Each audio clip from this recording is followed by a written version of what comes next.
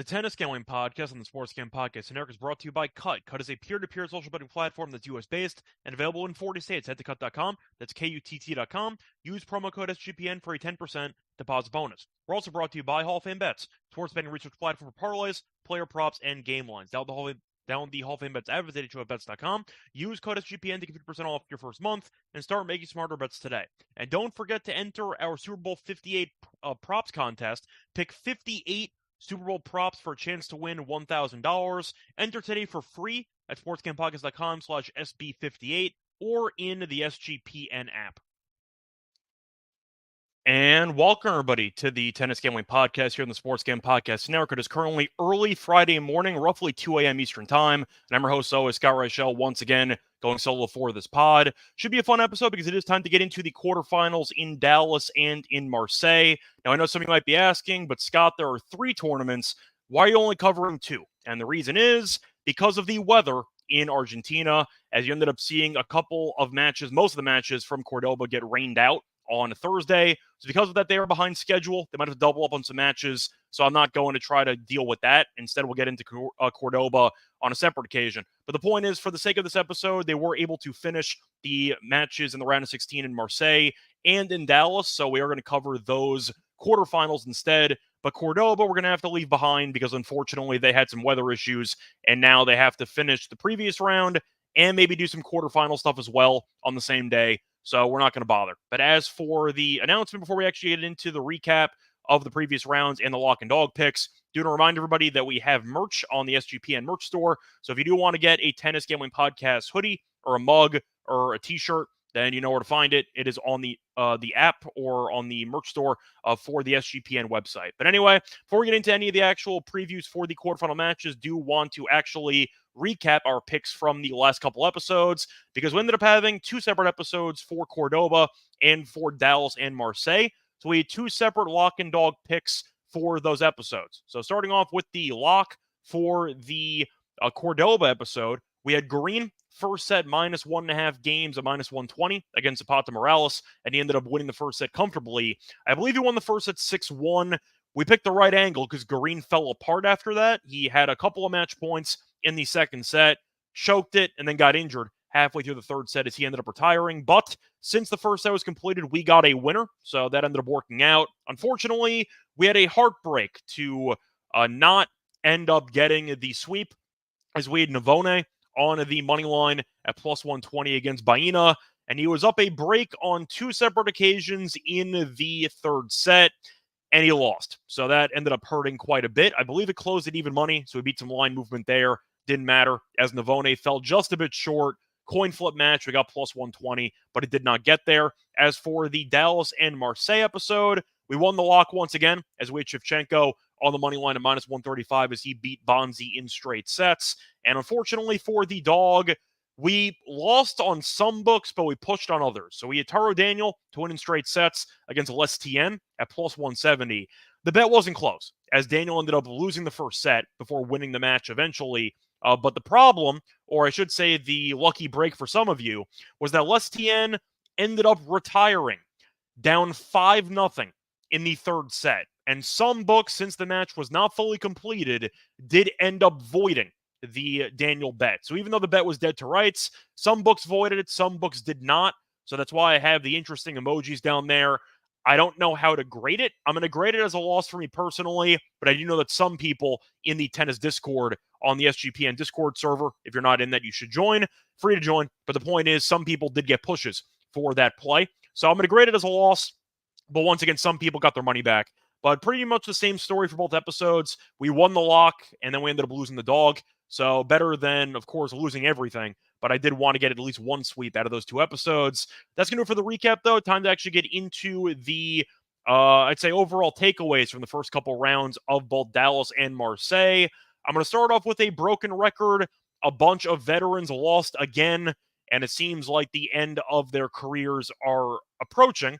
Murray lost again to Makic. Schwartzman lost to a guy making his ATP debut in 3 sets. And Gasquet did end up losing to Batista Agut. So turn off the lights. The party's over. Their careers are, as far as I'm concerned, cooked. Schwartzman was one of our favorite auto fades last year who was objectively terrible for the entire season. And I know that he ended up making it a war. It went to 3 sets, was competitive.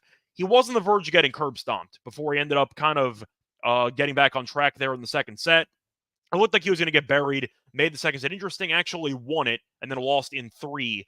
But the point is, Schwartzman's been a mess for a year and change. Murray's been a laughingstock, and Gasquet is probably the closest to retiring out of all 3 of those guys. Gasquet is probably going to retire around the French Open because he just can't move anymore. And you can tell by watching the actual rallies, he can't move laterally.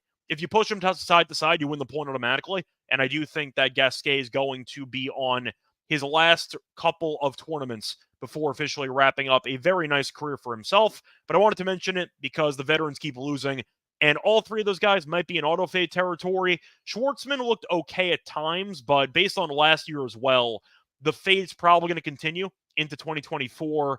Murray can't win a match, lose to Benoit Paire. That kind of sums it all up for me. And Gasquet, once again, can't move, so that's going to be a fade as well. But I wanted to mention it as one of the main takeaways.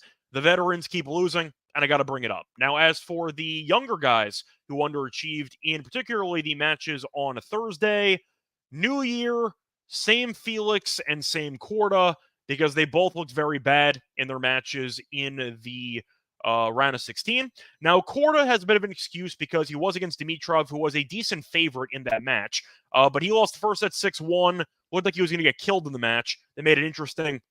Actually led in the tiebreak in the second set, and then ended up blowing it as Dimitrov won in straight sets.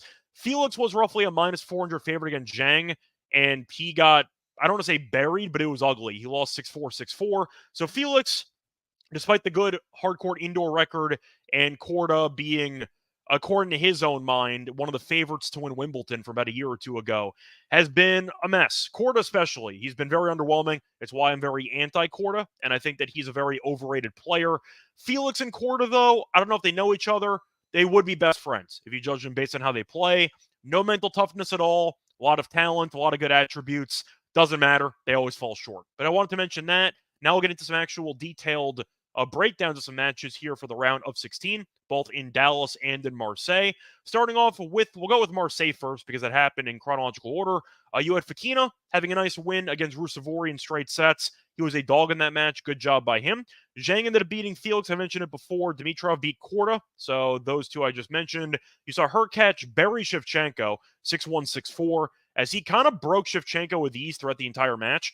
And Hurkacz just really destroyed him. It was 5-0 immediately in the first set. Thought it might be a bagel, and instead you ended up seeing Shevchenko win a game.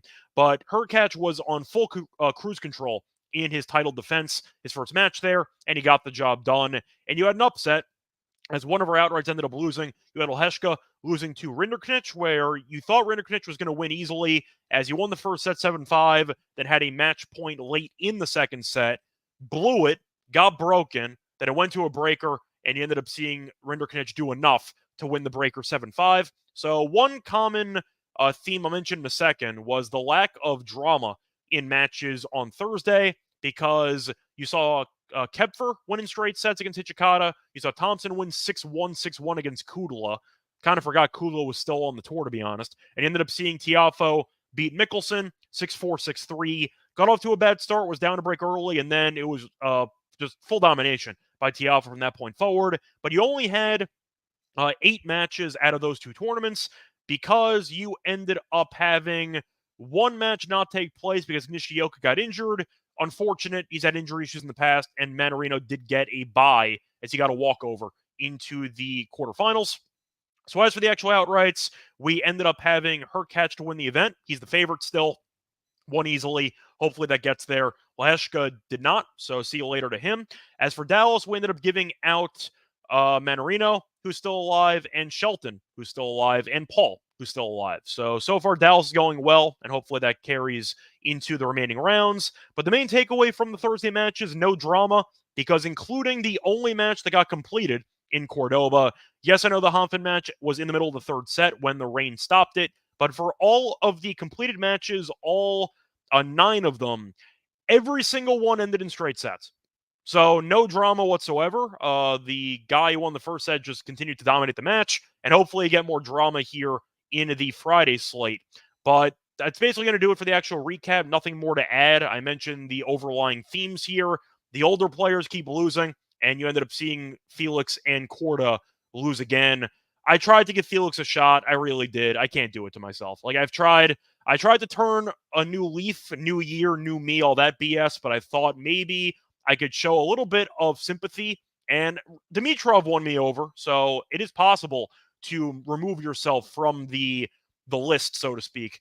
Shout out to Y2J. But the point is, I have to add Felix back to the list. I can't trust him anymore. I just can't give him out. And I do think Korda has already been on the list, but he's going to remain there. So that's going to do it for the actual recap. Now it's time for the actual previews for the round of 16 matches. I'm sorry, for the quarterfinal matches in Marseille and in Dallas. I'm going to do Marseille first, but I do want to at least mention we are missing a couple of lines in Dallas. It is why this episode is coming out so late. I was hoping, especially with Mannarino not playing because of a walkover, the final two quarterfinal matches odds would be posted in Dallas, and they just wouldn't post the damn odds. I was waiting for a couple hours, didn't happen. I got fed up with it, so instead I'm going to cover those two matches, specifically the Tiafo-Giron match and the Mannarino-Duckworth match. I'm going to cover those with no odds, so we're going to have to try to get creative. It is what it is, but I really don't have a choice, and I couldn't keep waiting, so we are going to use that as our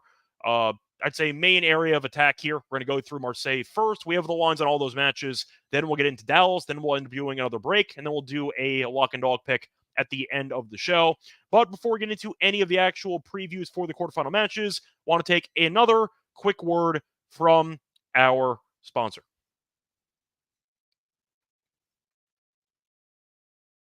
Looking for a super offer for Super Bowl 58? DraftKings Sportsbook has you covered. New customers can bet on the big game and turn $5 into $200 instantly in bonus bets. You can currently find the Super Bowl lines available on DraftKings. The Chiefs are +2 and the Niners are -2. The over-under is set at 47.5. Should be a fun game, and hopefully you make some money betting on it with DraftKings Sportsbook. Download the DraftKings Sportsbook app now and use code SGP. New customers can bet $5 to get $200 instantly in bonus bets. Only on DraftKings Sportsbook, an official sports betting partner of Super Bowl 58 with code SGP. The crown is yours. Gambling problem? Call 1-800-GAMBLER. Or in West Virginia, visit www.1800gambler.net. In New York, call 877-8-HOPE-NY or text HOPE-NY 467-369. In Connecticut, help is available for problem gambling. Call 888-78-97777 or visit ccpg.org. Please play responsibly on behalf of Boot Hill Casino and Resort in Kansas. 21 plus age varies by jurisdiction. Void in Ontario. Bonus bets expire 168 hours after issuance. See dkng.com/football for eligibility and deposit restrictions, terms, and responsible gambling resources. We're also brought to you by Underdog Fantasy. Underdog Fantasy has a way to plug inside your favorite fantasy players all season long. NFL, NBA, NHL, college basketball, and college football. Simply higher or lower on your favorite fantasy players' fantasy stats and cash in. You can win 100 times your money with some spicy plays. Watch along, maybe make a little money and make some picks over on Underdog's mobile app or website, UnderdogFantasy.com. When you sign up, remember to use the promo code SGPN. Underdog will double your spots up to $100. Underdog Fantasy, promo code SGPN. Welcome back, everyone, to the Tennis Gambling Podcast. Just finished going through some recap stuff for the round of 16 in Marseille and in Dallas. Now it's time to get into the actual previews for the upcoming matches for Friday. We're going to start off in Marseille, and we're going to look in chronological order at the first match on the card. Going to look at a matchup between Humbert and Davidovich Fokina, and Humbert is a slight favorite here of around -157. Fokina is around +137, and the over-under is set at about 22.5. To go through some other lines here, you can find the game spread. Humbert -2.5 is -110. Fokina +2.5 is -110 as well. If you want to go for some set wagering, Humbert in straight sets is +165. Fokina to win a set is -205. If you want Fokina to win straight sets, you can't get that at +325. And the over 2.5 sets is at +130. Now, to go through the path of both players, Humbert had a bit of a scare early on as Gaston kind of had him on the ropes there, as he was down a set, and I believe he was also down a break in the third set, but he ended up coming back and winning. So the point is, Humbert looked very sharp as the match went on, but it wasn't exactly easy for him. And you saw Fokina look pretty good in the first couple rounds, ended up having to come back from a set down against Barreri as he got the job done, or Barrere, in 3. Then he ended up beating Rusevori as a dog in the last match. But the point is, I do think even though Humbert has the home court advantage, I have to point out that Fekina is 2-1 lifetime against Humbert. Now, they faced off in Montpellier last year, so Fekina's already beaten Humbert on French soil, but there's a little bit of an asterisk near it because you ended up seeing Humbert retire after losing the second set via tiebreak. So the match wasn't fully completed. It was tied a set apiece, and then Humbert got injured and could not continue. But you're looking at the two previous meetings. They were on clay in 2018 and in 2021. So the most recent meeting was close. It went to 3 sets, or was supposed to, and then Humbert ended up retiring. I think it's going to be a war. Simply put, I probably would have included this match in my lock and dog picks, but since it is 2 in the morning, I decided not to make sure all of you who are waking up in the morning trying to watch this weren't going to miss the lock. So I did like the over quite a bit in this match. I like the over in sets as well. I think it's going to be a very close match. I think I have to lean to Fekina in the spot. Humbert might get the job done, but I really don't see much value in the favorite. I do think it's going to be a very, very close match, very competitive. Fekina's a head case. We know this, but he's still very talented. And I do think this match can come down to the wire. So I am going to lean to the over 22.5 games, the over 2.5 sets as well at about plus 130.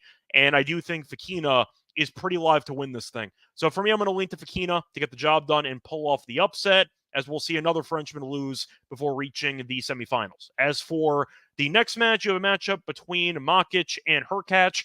Makic quietly been pretty good over the last couple of weeks. Had a decent run there in Australia.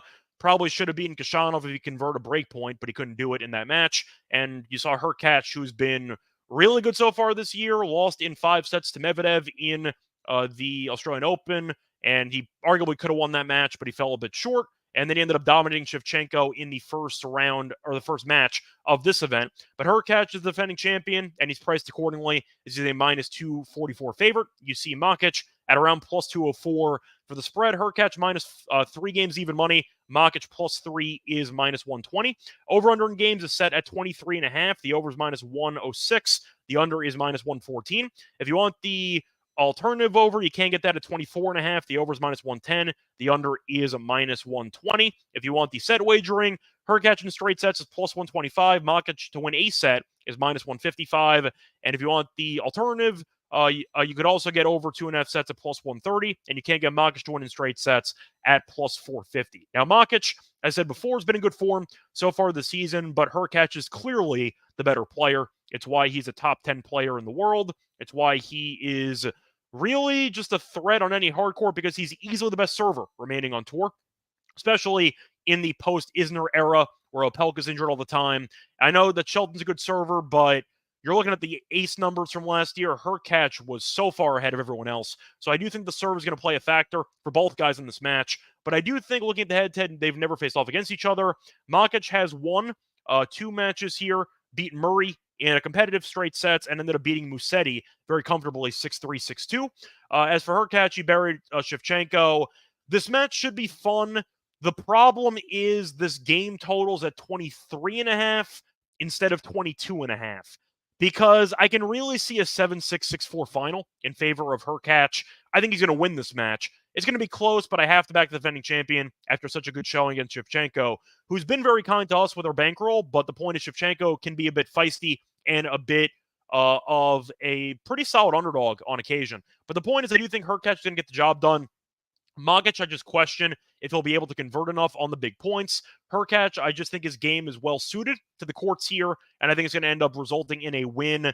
Might be straight sets, might go 3, but the point is, I would really love the over 22.5, but I can't get away with that, so I'm not going to have to, I really can't give that out.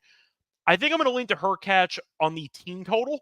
I'm going to lean to him over 13 games at minus 120. Of course, a 7-6-4 is a push, so it is what it is. I do expect to see probably 175 or 176 set.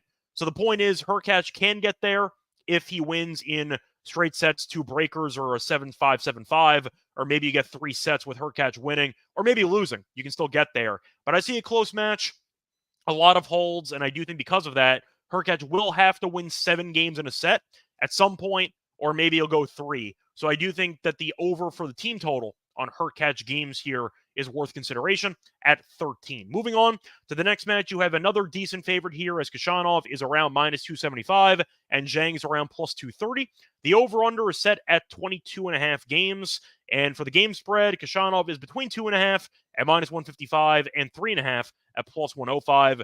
Zhang plus 3.5 is minus 125, and Zhang plus 2.5 games is plus 125. As for the over in sets, the over 2.5 sets is plus 155. Khachanov in straight sets is available at minus 105. Zhang to win a set is minus 125. Now, to go through the path of both players, you saw Zhang look really good against Felix after having a hard time against Zeppieri in the first round, while Khachanov absolutely curb-stomped Bautista Agut as he won that comfortably. I've called Bautista Agut past his prime for about a year and change.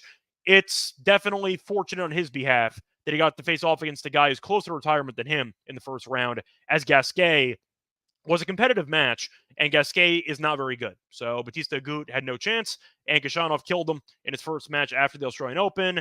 Zhang, though, once again, has been in good form recently, despite the disaster in the Davis Cup, where he lost to a guy ranked in the 1000s. But the point is, I do think that Zhang can make this interesting. A lot of really powerful forehands from both guys. Khachanov's the better player, just simply put. Now, you can argue Zhang maybe on the indoor hard courts can find enough firepower to hit past Khachanov. I don't see it. I think Khachanov is a little bit too consistent, in my opinion. I think that he's going to wear down Zhang over these rallies. Maybe it'll go 3, but I do think it's going to be a competitive match either way. I think I am going to lean to Khachanov, though, on the games here, probably at about 2.5 or so.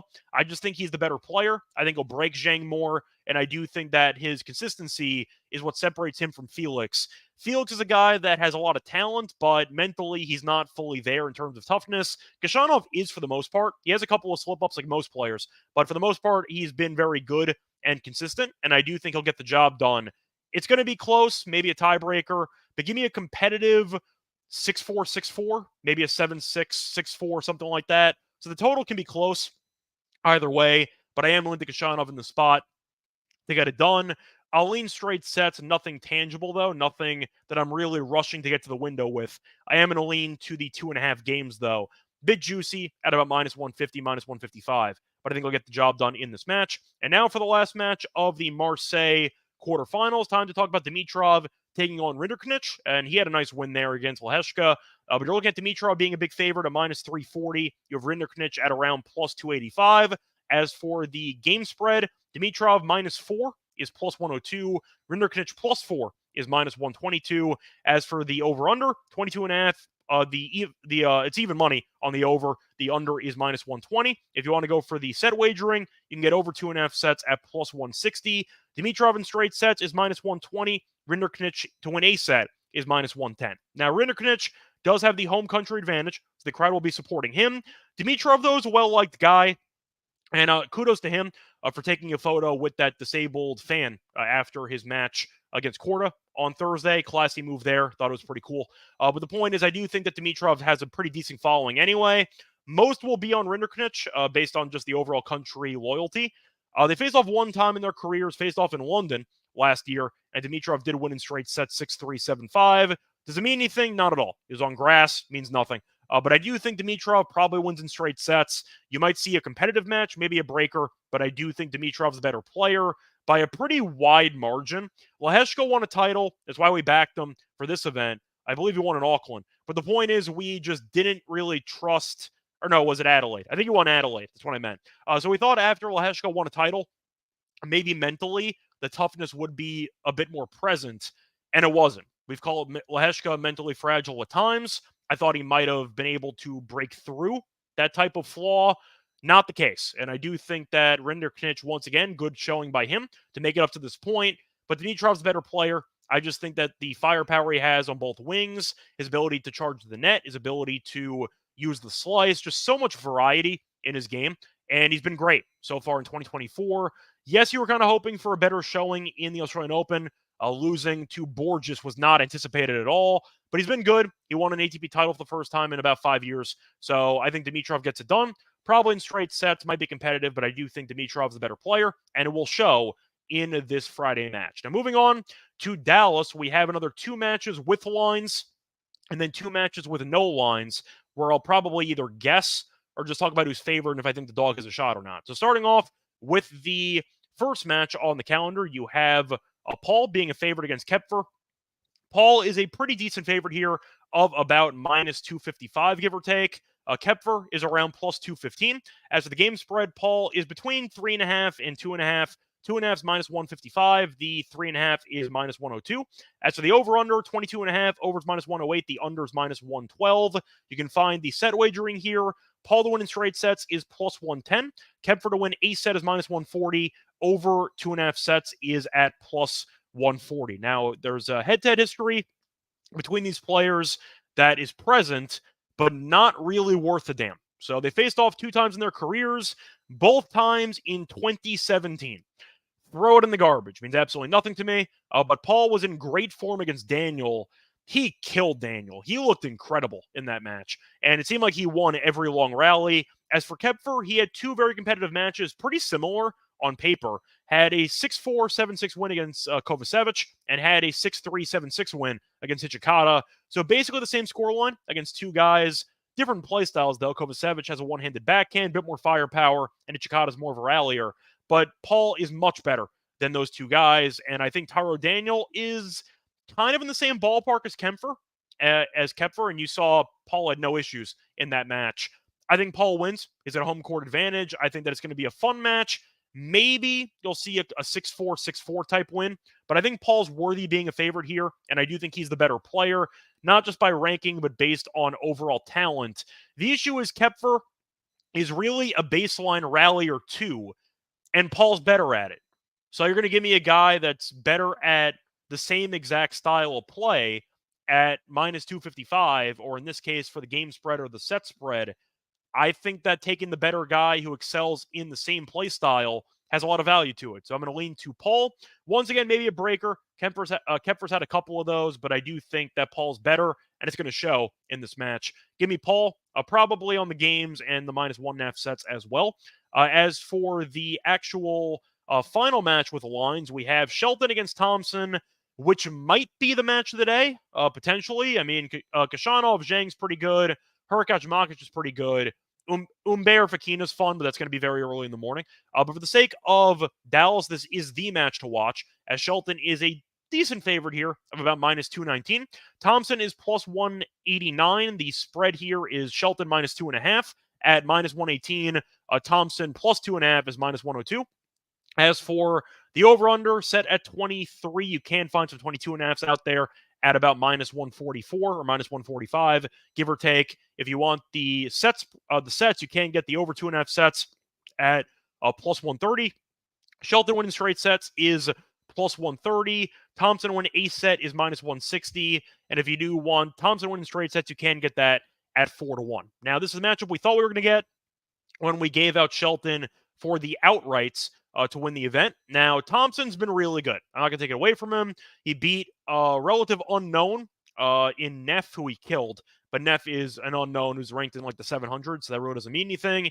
And he beat Kudla, who is still somehow on tour, I guess. But either way, Point is not exactly the greatest competition, but he has looked very good in the process. So we'll see if Thompson can step it up a notch against some top-tier competition. Shelton, though, absolutely dominated Momo. It was one of the best service displays I've seen in a while. Shelton first of all, just for reference, if you are new to tennis or if you are experienced with tennis, a reminder, 3 points that you win in a game can get you to deuce. So 3. That's all you need, 3 points. What if I told you in a 2-set match, Momo won 3 return points in the entire match? 3 return points. It was absolute domination from Shelton serving-wise, and hopefully he can keep it rolling in this matchup. I see a war, simply put. Now, Shelton, I did pick to win the event, so I am picking Shelton to win. But I don't think it's going to be easy. I think that Thompson is very live to make it interesting. Is he going to win the match? I think no. I think Shelton's serve will eventually be too much to handle, and Shelton will find a way to win it, maybe in 3. But they faced off 2 times in their careers. Shelton is 2-0. Both meetings were competitive, as Shelton won the first match in Chicago in 2022, 7-6, 6-4, and they faced off in Tokyo last year. Shelton did win, but did lose the first set as he won in 3. So I see a close match, a lot of fun.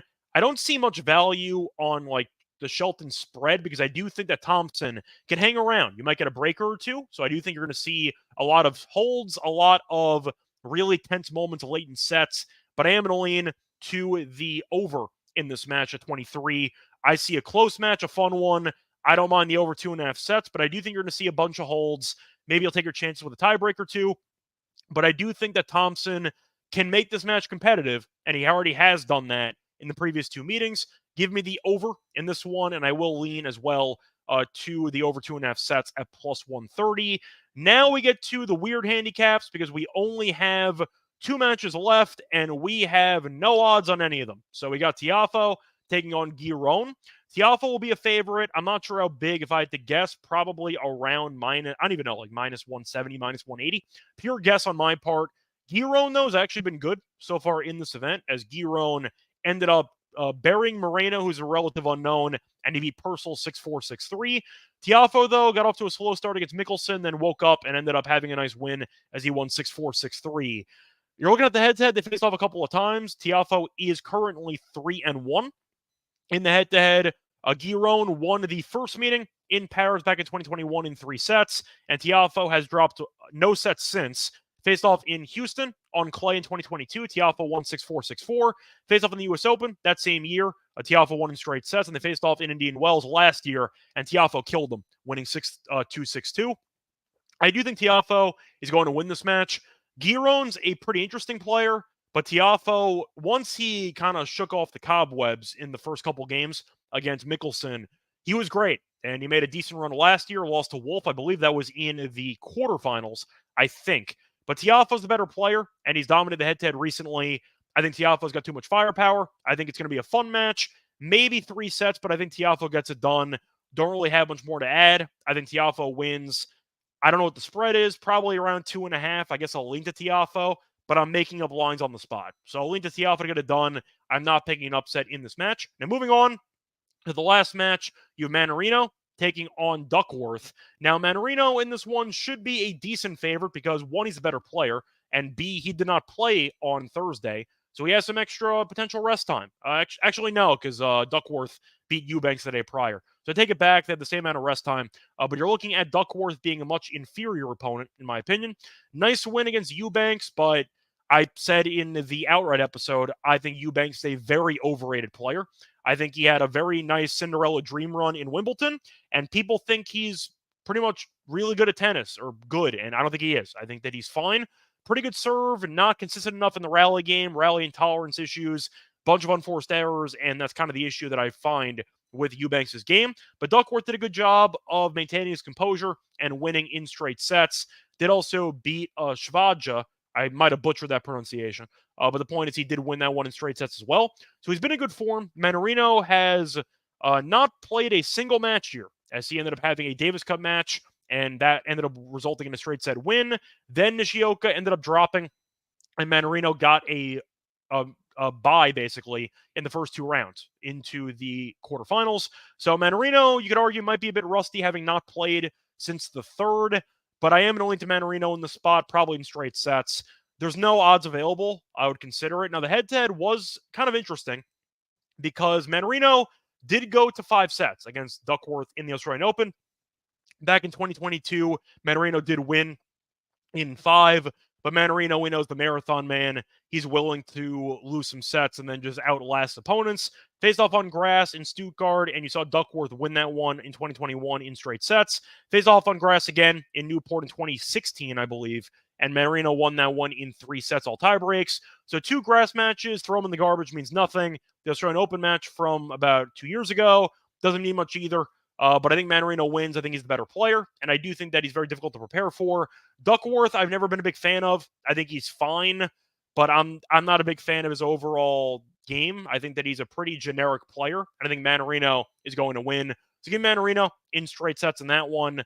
Once again, no odds. I think Mannarino will be a decent favorite, so you might have to potentially lay some juice, but it's really tricky to actually give out plays that I like without knowing what the price is going to be. So I am going to lean to Mannarino in straight sets, but nothing that I'm going to lock in right now without knowing the price. That's going to wrap it up for the 8 matches that we're going to talk about. Once again, Cordoba not included. So we'll see what happens with Cordoba, and hopefully we can join them into the semifinal episode coming up on either Friday night or Saturday morning. But before we get into the actual lock and dog picks for this episode, I'm going to have a quick word once again from our sponsor. We're brought to you by the SGP Super Bowl 58 Props Contest. $1,000 winner take all prize, free to enter. Pick 58 props for Super Bowl 58. Enter today, sportsgamepodcast.com/SB58, or hit the link in the SGPN app. We're also brought to you by Cut. Cut is a peer-to-peer social betting platform that's US-based and available in 40 states. Peer-to-peer social betting is the new and better way to bet. Bet directly against your friends or other users on sports, politics, pop culture, and other events with verifiable outcomes, and a ton of fun social features that give it the feel of a betting social network. Cut offers lower VIG and fully customizable odds so you can create your own bets. Cut handles the payment side of things, so you never have to worry about chasing down your money. Social features include group chats, betting leaderboards, head-to-head history, user profiles, fan groups, and more. And they have good rewards. Get cash back every single time you bet against your friends or other users. And our partners at Cut are giving away $5,000 to the user who refers the most new depositors by the end of the Super Bowl weekend. All you have to do is invite your friends to sign up for Cut via the Invite Friend button on your dashboard and have them deposit before Monday. The user with the most depositor referrals will get $5,000 in site credit automatically added to their accounts next week. Cut is the peer-to-peer social betting platform that's US-based, available in 40 states.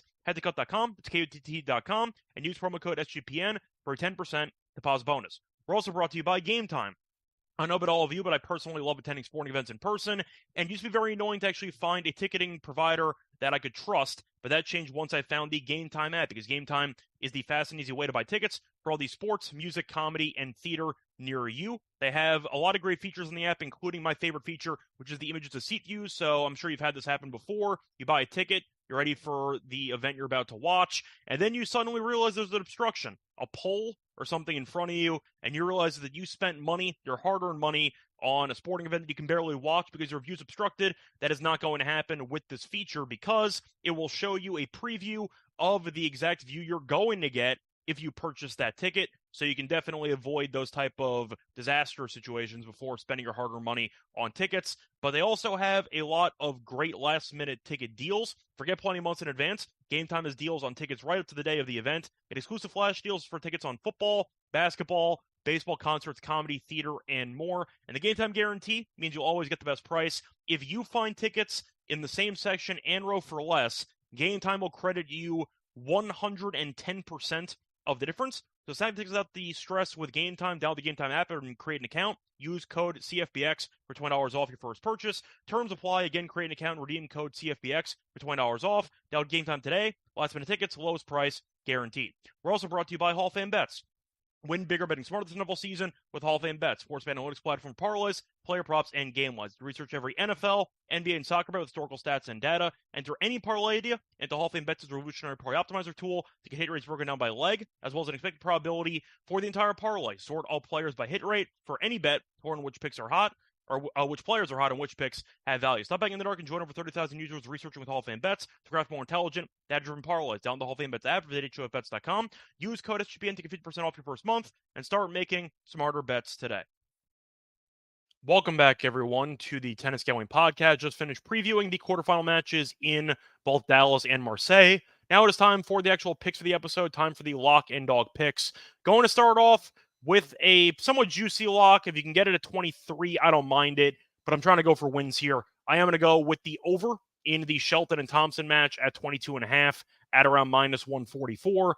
Once again, 23, I don't mind it. I do think a push is definitely possible in this matchup, but you're looking at the first two meetings. Each of them did have at least 23 games. Shelton only lost 3 serve points in the entire match against Mo, and Thompson, once again, weak competition, I'll admit, but he has not gotten broken yet into this tournament. I do think you're looking at what should be a lot of holds between both guys. Both head-to-head matches were competitive. Thompson's been in good form so far in 2024, with the exception of that really bad Musetti match where he was injured in, I think that was Adelaide. But the point is, you're looking at a spot where both guys, I do think, are going to serve well. I think you're going to see a pretty competitive match, and I do think that you're going to end up seeing what should be probably at least one breaker in this match. If not, maybe it goes 3, like we saw in their last head-to-head meeting, which went 3 sets. But I am going to go with the over. Give me a competitive and fun match involving a lot of holds. So give me the over as my lock. For my dog, I am going to go, I forgot to mention, by the way, a tiebreaker in the match is around minus 135. So the odds makers are expecting at least one breaker in the match, which bodes well for the over, obviously. So give me the over in this match. For my dog, though, coincidentally, I am going to stick with Marseille. I'm going to stick with Dallas, and I am going to go with an American. I am going to go with Tommy Paul to win in straight sets at plus 110. Simply put, both guys have similar play styles. They really love to have long rallies behind the baseline, and I think Paul's better at it. Simply put, Paul has been the guy that I think is, once again, lacking a lot of firepower, but he has consistency. And I do think that Kempfer is going to struggle to break through in these long rallies. If Paul looks anywhere near as good as he did against Taro Daniel, he'll win in straight sets. He was great against Daniel, simply put. And I kind of grouped Daniel with Kempfer in the actual skill department. So I do think you're looking at Paul having a nice showing here. Kempfer beat 2 okay players in Kovacevic, who's relatively young, and you're looking at Hijikata, who's okay on hardcore, nothing special. But Paul's a much better player in those two, and I do think you're going to end up seeing it look like Paul is the better player throughout this match. Might be close. Maybe you'll get a breaker, but I do think Paul wins in straight sets, and I do like getting plus 110 for that deal, especially with the home court advantage, because Paul is American, so the crowd will be on his side, and I do think that's going to definitely propel him to some potential big point wins there. And I do think you're looking at Paul probably threatening in a lot of service games because Kepfer's not a great server. I think you'll see Paul do a good job of outlasting Kepfer either with stamina in long rallies or over the course of these 2 sets. But plus 110, I think, is a good deal, and I am going to take it. So once again, my picks for the show, the lock is going to be on the over, 22.5 games in the Shelton and Thompson match at minus 144. If you have 23, I don't mind it. 23.5, though, that might be pushing it, but I do think, once again, you're looking at what should be a pretty competitive match. And for my dog, give me Tommy Paul to win in straight sets at plus 110. That's going to wrap it up for this episode. You can find me on Twitter at Reichel Radio. A reminder, we had no Cordoba in this episode because of the rain delay that happened that canceled half the matches or so on Thursday. If Cordoba makes up all the matches on time on Friday, then we'll probably rejoin Cordoba, and we'll talk about them as well for the semis. We'll see what happens, though. Not going to jinx the weather for them. But until then, you can find, of course, the podcast here on YouTube or on Spotify or Apple Podcast. A reminder, if you're listening to this on YouTube, don't forget to hit the like button and subscribe, and to hit the bell for notifications when you know when this show is going to go live. If you are still listening to this on Spotify or on Apple Podcast, leave a rating and a review, or just join us on YouTube at SGPN Tennis Gambling Podcast. But either way, until next time, good luck to all of you and all of your bets. Bye, everyone.